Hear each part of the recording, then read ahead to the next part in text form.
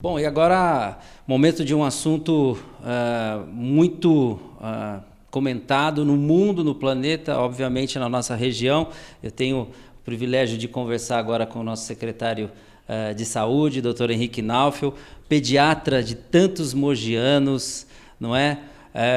Pai de 3 médicos, proprietário da Clínica São Nicolau, da Clínica Criança, né? Diretor da Faculdade de Medicina da Universidade de Mogi das Cruzes, secretário de Saúde na gestão anterior, né, do ex-prefeito Marcos Mello, e agora, novamente, continua secretário na gestão do prefeito eleito, do Caio Cunha. E o que é mais difícil de tudo isso? Ser dono de uma clínica tão tradicional na cidade, ser pai de 3 filhos ou ser secretário de saúde, doutor Henrique Naufel? Que pergunta, hein? Você já começou bem.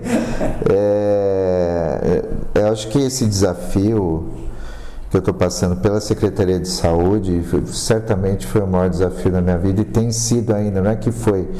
Ele é e ainda será por algum tempo. Tivemos outra pandemia semelhante há 100 anos, então não seria justo achar que tem algo mais importante para o mundo inteiro do que nos últimos 100 anos que está sendo essa pandemia. Eu falar que não é esse o meu maior desafio na vida, por enquanto sim, com certeza, e acho que não verei outro igual, mesmo que dure bastante tempo. Eu espero ser centenário também, mas acho que o enfrentamento à Covid-19 tem sido um grande desafio de todos que eu já tive muitos, mas esse tem sido assustador. E aprendemos todos, né, a ciência, os médicos, os gestores, a população aprendendo a cada dia, é uma novidade, é uma surpresa, né? Se eu tiver Covid hoje, ou eu tiver uma suspeita, aonde eu devo procurar? Santa Casa, Hospital de Luzia de Pinho Melo, Hospital Municipal ou um posto de saúde? Todos os hospitais e serviços médicos estão falando a mesma língua. Essa foi uma atitude que eu tive logo que entrei. Eu não tive muito tempo, você sabe disso, que eu assumi no dia 10 de março. No dia 11, a Organização Mundial de Saúde declarou a pandemia. No dia 12, eu chamei o prefeito, o Marquinhos, e falei, olha, vai ser assim, assim, assado. Já tínhamos números bastante consistentes de Wuhan, a Itália já estava num período crítico e a gente já conseguia a partir dali prospectar o que seria o futuro, né? Em cima dos números que tínhamos até então. Voltando um pouquinho, quando você aceitou o desafio de ser secretário de saúde, já tinha em mente que viria essa onda como foi? Teria repensado se soubesse como tem sido? Não teve escolha, né? Não dá para voltar atrás, né? Porque muita gente pensou que ia passar em 40 dias, né? Eu mesmo, quando o ex-prefeito Marquinhos me chamou, foi numa sexta-feira, falou que queria conversar comigo, eu tinha me auto-isolado. Há uma semana eu estava sem trabalhar e quem me conhece sabe que eu não sou de faltar ao serviço, nunca faltei ao consultório, só quando fui operado algumas vezes que eu tive cirurgia, mas voltei o mais breve possível.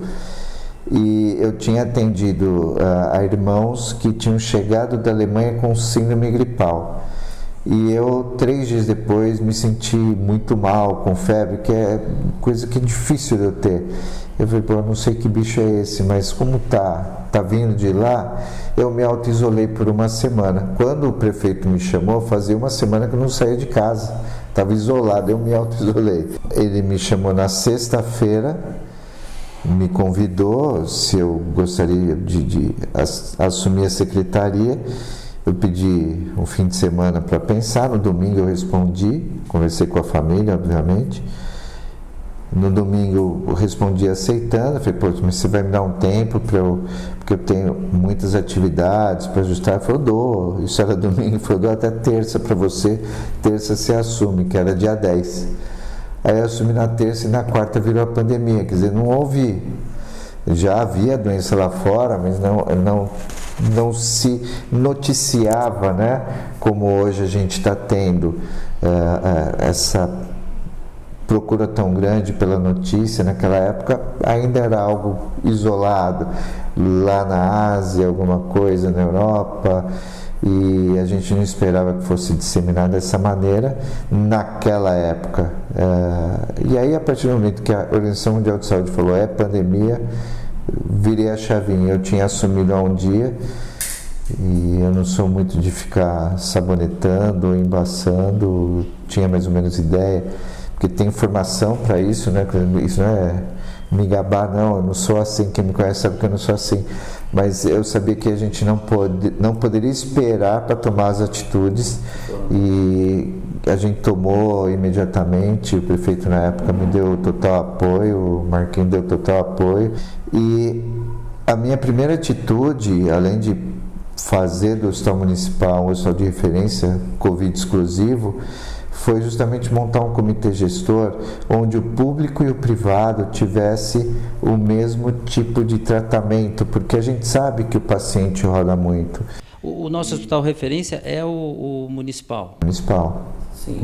Eu, na época, quando eu assumi, nós tínhamos 69 leitos lá, que era dividido entre pediatria, clínica médica, cirurgia, tinha cirurgia ginecológica, cirurgia geral.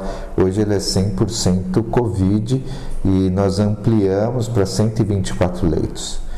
Hoje ele tem 124 leitos totalmente focados no Covid. Enquanto houver a pandemia, a gente vai manter com esse status de Covid exclusivo, porque a gente sabe que ele é importante não só para o município, mas para a região. Existem muitas cidades que giram em torno de Mogi que dependem exclusivamente de Mogi das Cruzes. A gente não pode virar as costas a essa população. Então, eu sou um defensor do SUS, e eu acho que é muito importante a gente dar essa retaguarda, esse resguardo a essa população. Hospital de campanha, né? Foi uma aposta errada, ou ele foi desmontado precocemente? Nenhum nem outro. Ele não foi uma aposta, foi uma necessidade. São aquelas atitudes que você tem que tomar enquanto gestor. Você não tem que ficar pensando o que você vai fazer.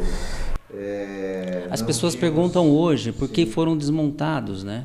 E me criticaram porque eu montei, né? Também não é, mas eu não estou muito preocupado. Estou preocupado com a assistência à saúde do munícipe, né? Daquele que não tem a quem recorrer.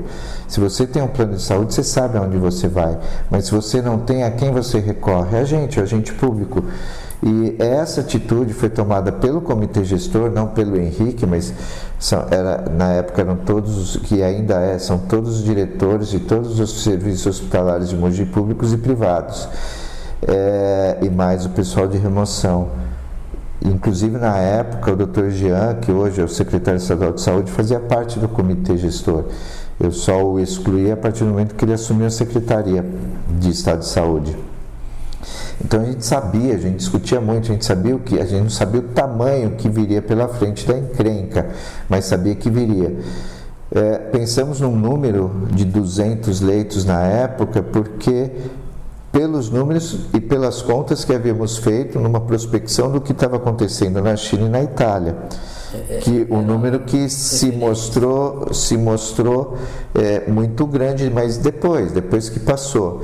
Depois que houve um recrudescimento, de 200 leitos, nós chegamos a usar 50 leitos apenas, e apenas em relação aos 200, 50 leitos, além do que a gente tinha de capacidade hospitalar na época, com todos os hospitais cheios, mais 50 leitos. A partir do momento que houve um arrefecimento, que a doença abrandou, que o número de casos diminuiu, que a curva diminuiu, não havia necessidade mais de manter um aparelho caro, porque aquilo era um hospital, não era uma tenda, por mais tempo. E assim como não haveria tempo hábil agora para montar um segundo hospital de campanha, né? Que é uma outra pergunta. Então por que você não faz? A iniciativa privada ela é muito rápida, ela é muito ágil. A pública não é assim. A gente tem que trabalhar em cima do administrativo, sempre com o Ministério Público à nossa porta. E já aproveitando, o Ministério Público aprovou todas as contas do hospital de campanha, quer dizer, não houve nada de a mais e superfaturado. E ele foi desinstalado, né, a partir do momento que o número de casos era irrisório, que a gente tinha lá menos de 10 casos de internação, então não tinha por que manter uma estrutura tão grande. Se previu, né,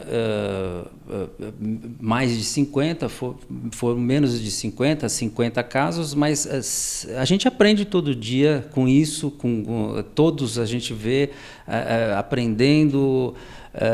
Teria mantido, doutor? Se fosse possível voltar no tempo, teria mantido? Não, era hora de desmontar porque hoje os atendem. Como é que está Mogi hoje? Uma outra visão em cima do pico máximo que tivemos naquela época. A gente não sabia os números naquela época. A gente estava imaginando o que seria.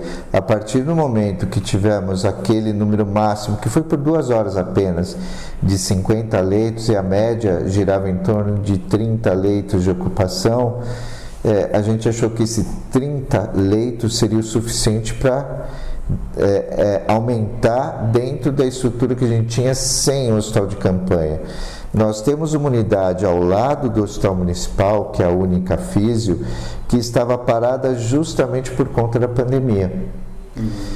E ali são 2 andares, e a gente foi voltando ao atendimento aos poucos, mas só no andar de baixo, no térreo, eu conseguiria instalar 30 leitos de enfermaria de baixa complexidade, dando suporte ao hospital que é ao lado do hospital.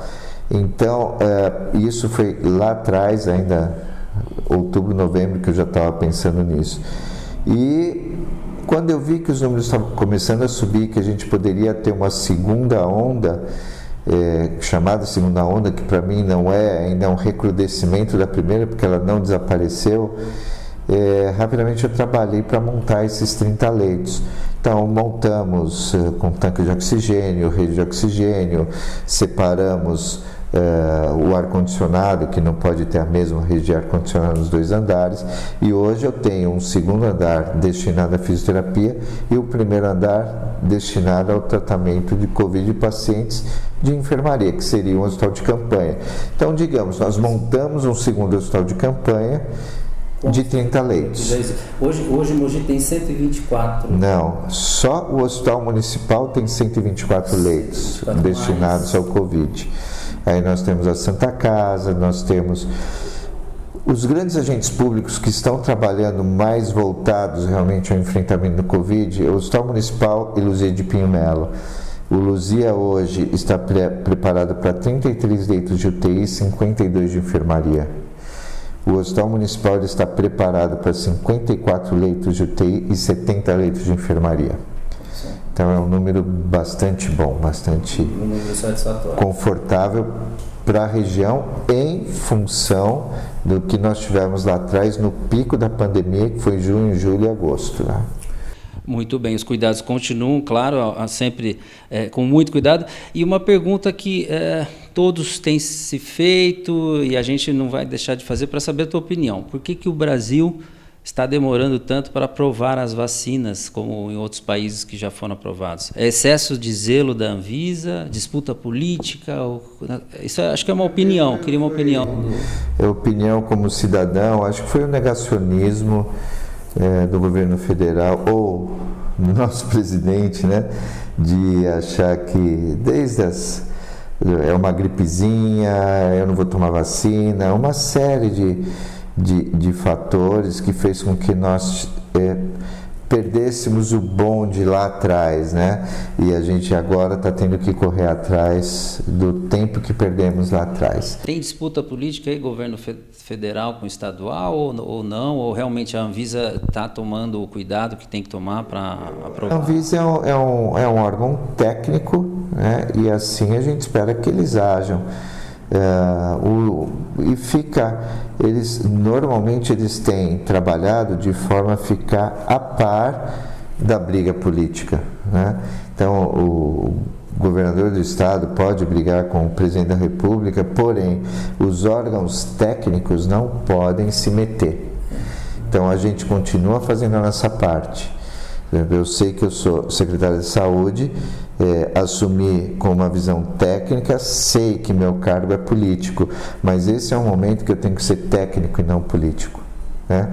A Anvisa é a mesma coisa, ele é um órgão absolutamente técnico, a política não pode interceder em nenhum momento. Muito bem, converso hoje com o nosso secretário municipal de saúde, no momento em que todos querem saber tudo sobre a pandemia, respostas que a ciência tem, que a ciência ainda está correndo atrás, as vacinas que ainda serão aprovadas.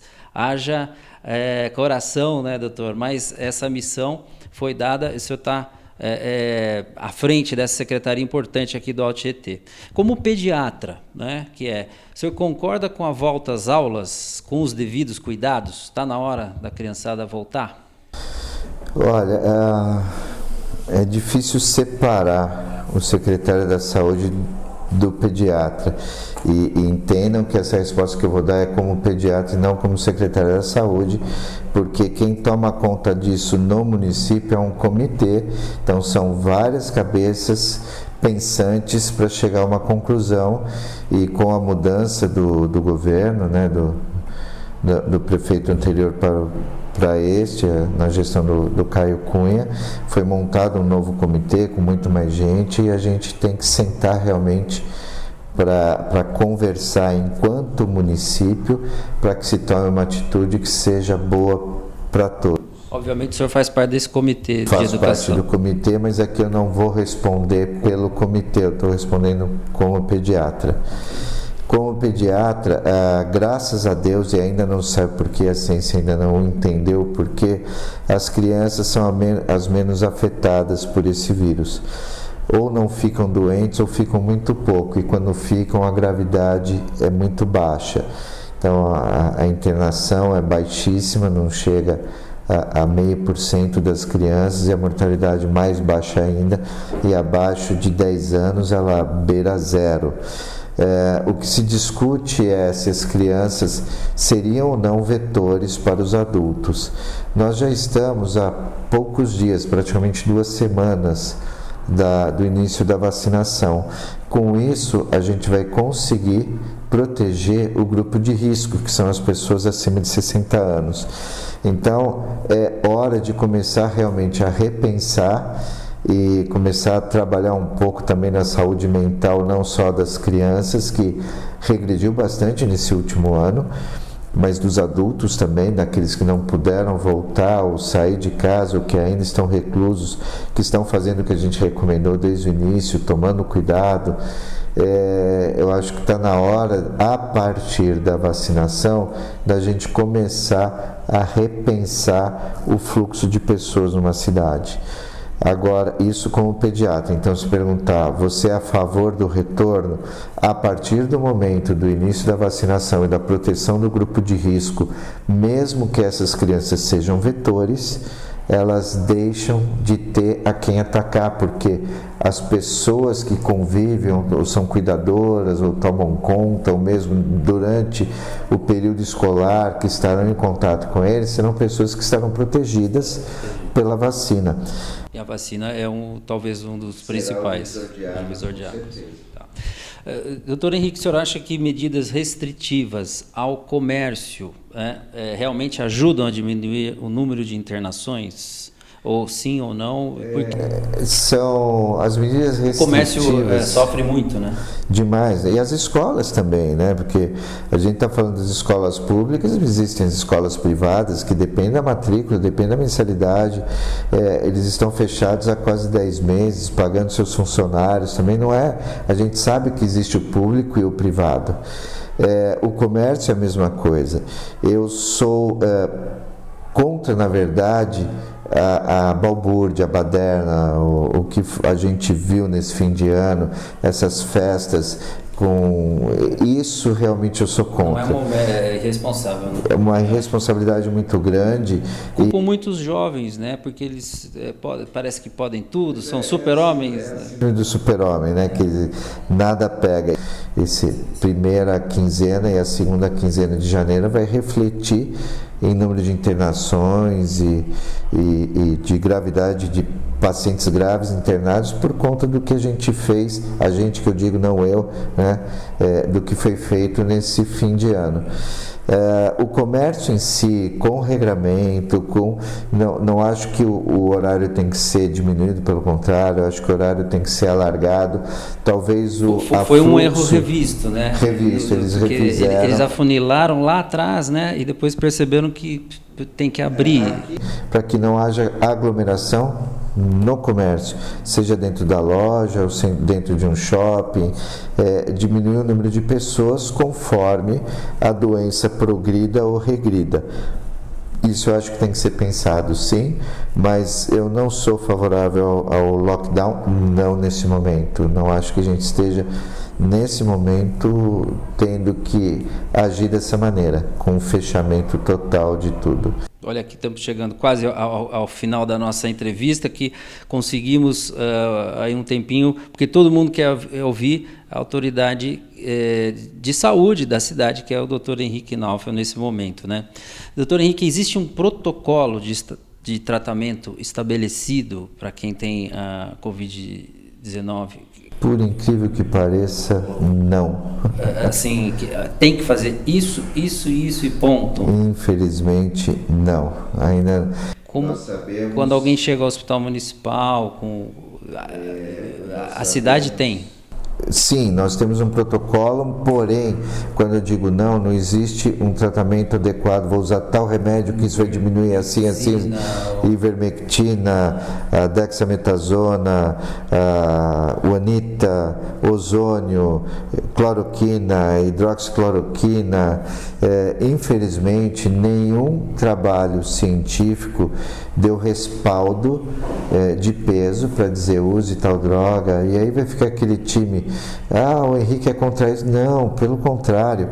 Mas alguns médicos acreditam clinicamente, mas eu, enquanto gestor, eu não posso agir de maneira do eu acho. A ciência acha que a medicina é a ciência das verdades transitórias, e assim como hoje eu estou falando não existe um tratamento, um protocolo, algo que pode ser feito no nível de uma UBS ou de um pronto atendimento para minimizar o tratamento e impedir a internação. Amanhã pode ser que saia algum trabalho dizendo, olha, realmente a ivermectina vai salvar a população mundial. A gente passa a usar. A gente, enquanto cientista, a gente não pode fechar os olhos para os trabalhos.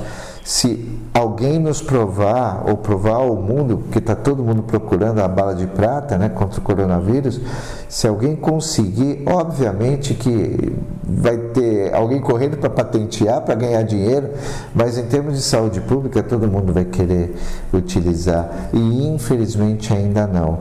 Aprendemos a usar alguns medicamentos que no intra-hospitalar diminuíram a mortalidade. Então, aprendemos a ventilar melhor naqueles pacientes que precisam de assistência ventilatória, aprendemos a oxigenar melhor antes da ventilação para o paciente que está necessitando de oxigênio. O corticoide se mostrou eficaz no período a partir de X dia, com o paciente realmente passando num quadro moderado a grave, e o uso intra-hospitalar ou em casos específicos do anticoagulante, que também auxilia nessa síndrome inflamatória, né, que causa uma manifestação em todo o organismo do paciente. Então, isso a gente aprendeu a lidar melhor, e isso fez com que houvesse uma queda na letalidade da doença, mas a bala de prata, o tratamento específico, infelizmente, não. Quem tiver realmente, então, sintomas, deve procurar principalmente o hospital municipal. Uma das... Qualquer unidade médica está apta a atender, e se houver necessidade de um atendimento hospitalar, hoje o hospital de referência com porta aberta é o Hospital Municipal, mas nós temos também 3 UPAs, nós temos 2 pronto-atendimento 24 horas, sendo um deles a Santa Casa, que também está aberta, e o Luzia até o dia 31 de janeiro estará com as portas abertas, e depois a porta será fechada, mas referenciada, vai continuar atendendo urgência e emergência. Dr. Henrique Naufel, nosso secretário de Saúde, para a gente encerrar o nosso bate-papo, eu quero saber se, depois da ciência, de Deus, de tudo que a gente sabe, que não sabe, o Homem-Aranha também ajuda, pode ajudar. Se fosse para chamar um super-herói, eu acho que você chamaria o Homem-Aranha, pelo que eu estou vendo aqui nos quadros. Por que o Homem-Aranha? Na verdade, é uma forma de aproximar as crianças, né? Eu gosto muito de brincar, geralmente eu tenho muitos brinquedos aqui, então eu tenho... Da Disney eu tenho todos aqui, mas não por ir, mas O doutor está na fase Homem-Aranha, porque aqui tem não, 4... é que esses eu posso, mas eu tenho alguns bonecos guardados aqui no armário que eu não posso, por conta do contágio, deixar aqui para manipulação. Mas se eu pudesse pedir ajuda, e eu peço todo dia, está do lado do Homem-Aranha.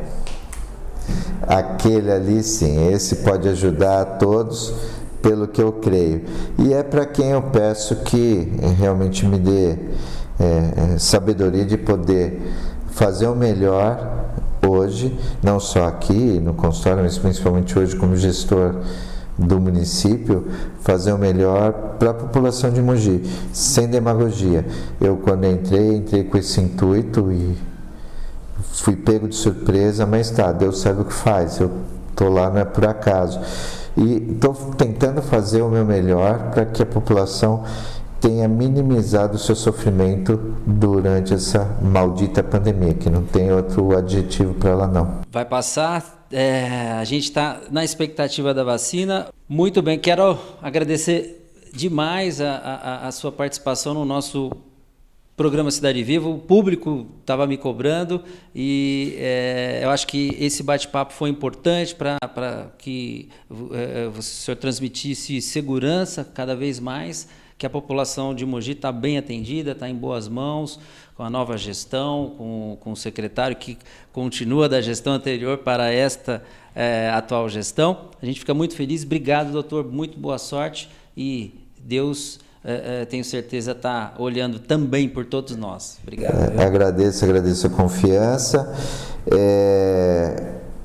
Não sei se eu seria a pessoa mais indicada ou não, mas eu acho que neste momento a minha equipe, né, quando eu falo eu, não é o Henrique, mas a equipe toda da saúde, que aprendeu a lidar com essa doença. E hoje eu acho que essa equipe é a melhor realmente para estar enfrentando essa doença. Não a única, existem outras pessoas tão mais capacitadas do que a gente, mas não é fácil você trocar o pneu do automóvel com ele andando. E a gente aprendeu a fazer isso. Realmente essa pandemia deve diminuir do meio para o fim do ano, mas eu vejo... Como a vacina contra a gripe e influenza, eu vejo a gente se vacinando anualmente contra o coronavírus como contra o vírus da gripe, e os números devem começar a cair do meio do ano para o fim do ano. E eu espero em Deus que a gente deixe de usar máscara, que a gente possa conversar, que a gente tenha as escolas totalmente abertas, que a gente possa frequentar um restaurante com tranquilidade, um bar com tranquilidade, que a gente possa encontrar os amigos e principalmente abraçar os entes queridos sem ter que parar. Peraí, vou tomar um banho, trocar de roupa para poder abraçar ou beijar seu filho ou seu neto, ou seja quem for. Então, eu espero que até o fim do ano a gente já possa conversar, volte a dar entrevista para você já sem máscara e feliz pensando que isso foi um enfrentamento que tivemos, e espero que não tenha para os próximos 100 anos. Não estaremos aqui, mas nossos netos e bisnetos estarão. É uma experiência que não pretendo para a humanidade nem nos próximos 100 anos. E obrigado pela oportunidade. Desculpa não ter te atendido prontamente, mas realmente a correria está grande E agora acho que conseguimos conversar e estou sempre à disposição de vocês no seu programa. Foi um prazer conversar com você e com o pessoal que te assiste. Obrigado, é isso aí, o programa segue e foi especial hoje com o nosso secretário municipal de saúde, Dr. Henrique Naufel. Obrigado.